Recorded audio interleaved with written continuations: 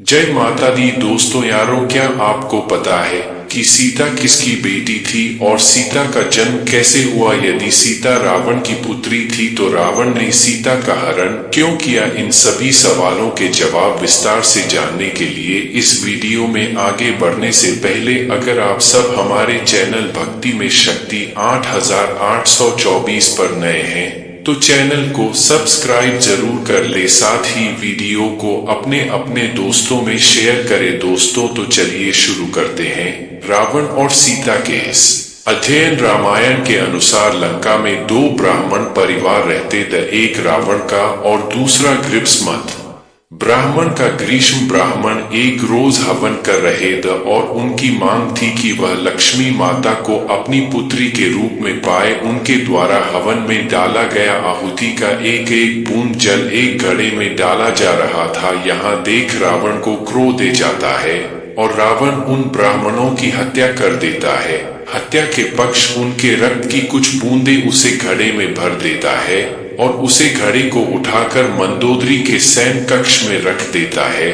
कुछ दिनों बाद उसे घड़े में शरीर का कुछ स्वरूप बनने लगता है। रावण को कुछ समझ नहीं आ रहा था। आपको यह पता होना चाहिए कि रावण की इष्ट देवी निकुंभला देवी रावण को कुछ समझ न आने पर अपने इष्ट देवी से पूछा कि यह क्या हो रहा है, इस घड़े में करना है। तो माता निकुंभला देवी ने रावण को जवाब देते हुए कहा कि रावण, जो घड़ा तू घर में रखा है उससे एक कन्या होकर यही तेरे विनाश का कारण बनेगी, इसलिए इस घड़े को अपने घर में मत रचा के कहीं दफना दे। जिसके बाद रावण ने उसे घड़े को चुपके से राजा जनक के राज्य में गड़ दिया। एक बार राजा जनक के राज्य में अकाल पड़ जाता है और राजा जनक अपनी पत्नी के साथ हाल चलाने लगता है। तभी हाल से वो घर टकरा जाता है।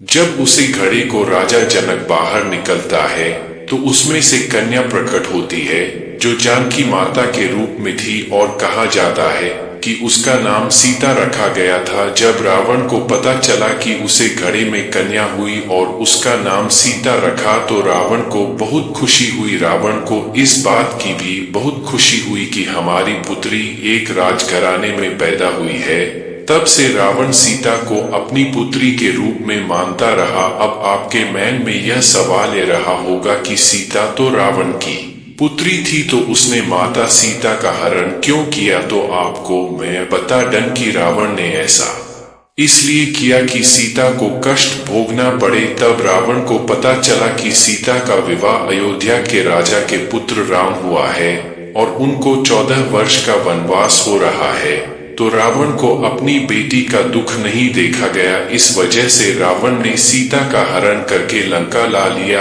आपको यह भी बता दें कि रावण रात में सोता था तो सीता सीता बोलता था, आधे रात में उठकर रो रो कर सीता सीता बोलता था। यहाँ सन मंदोदरी को ऐसा कि सीता को इसे रावण प्रेम करता है और वाल्मीकि रामायण में मंदोदरी ने कहा भी है कि रावण ने जीवन भर चरित्रहीनता की है, लेकिन इस बात का रहस्य कभी मंदोदरी को पता ही नहीं चला। इस तरह हुआ था सीता का जन्म और बनी थी रावण की पुत्री। वीडियो अच्छा लगा तो इस वीडियो को एक लाइक और चैनल भक्ति में शक्ति 8824 को सब्सक्राइब करके बेल आइकन ऑन कर ले ताकि मेरे आने वाले नए वीडियो का नोटिफिकेशन सबसे पहले आपके पास पहुंचे। मिलते हैं ऐसे नए वीडियो के साथ में बने रहने के लिए धन्यवाद। जय माता दी दोस्तों यारों, स्वागत है आपका हमारे चैनल भक्ति में शक्ति 8824 में। क्या आप जानते हैं कैलाश पर्वत को उठा लेने वाला रावण सीता स्वयंवर में आखिर क्यों नहीं उठा पाया शिव धनुष को? तो वीडियो को जरा भी स्किप मत कीजिएगा, पूरा देखिएगा। टाइम को वेस्ट ना करते हुए चलिए वीडियो को स्टार्ट करते हैं। अक्सर लोगों के मन में यह सवाल आता है कि जब रावण कैलाश पर्वत उठा सहे तो शिव का धनुष कैसे नहीं उठा पाया और भगवान राम ने कैसे उस धनुष को उठाकर तोड़ दिया? आओ इस सवाल का जवाब जानते हैं। ऐसा था, धनुष भगवान शिव का धनुष बहुत ही शक्तिशाली और चमत्कारिक था। शिव ने जिस धनुष को बनाया था उसकी टकरार से ही बादल फट जाते थे और पर्वत हिलने लगते थे। ऐसा लगता था मानो भूकंप आ गया हो। यह धनुष बहुत ही शक्तिशाली था। इसी के एक तीर से त्रिपुरासुर की तीनों नगरियां को ध्वस्त कर दिया गया था।